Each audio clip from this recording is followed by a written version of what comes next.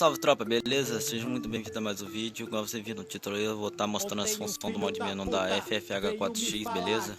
O melhor mod, beleza? Quem quiser estar comprando o mod, o número aí vai estar no vídeo aí, beleza? E vai estar na descrição do vídeo, na descrição aí embaixo, beleza? Quem quiser estar comprando o mod, chama meu amigo Moab, beleza?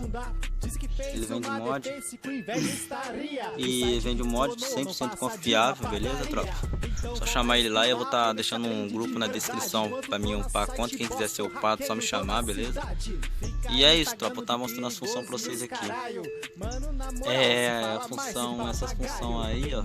A input por tiro, V2, a scope, a FOV, aí por tiro, aí por mira, aí em agachado, em hora derrubado, aí inimigo visível, aí FOV baixa, SP nome, SP distância, SP antigo, SP distância antigo, SP chama, SP box, SP linha, SP granada, SP linha granada, SP box, vermelha, essas cores aí você já sabe.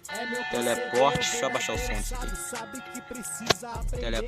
Teleporte é inimigo, teleporte, esses teleporte aí, teleporte amigo, teleporte retorno, salvar a posição de retorno, Ghost Hack G2, correr 2x, correr 4x, velocidade, pulo, 2x, 4x, uma hack V1, V2, V3, V4, remover mira, personagem branco, visão de águia, medkitinho em movimento, remover paraquedas, céu preto, sem neblina, removendo vegetação e antitelamento em teste, beleza? É isso aí, tropa. Quem tá querendo comprar o mod da FFH4X, vai estar aparecendo o número do Moab aí na descrição e nos comentários aí, beleza?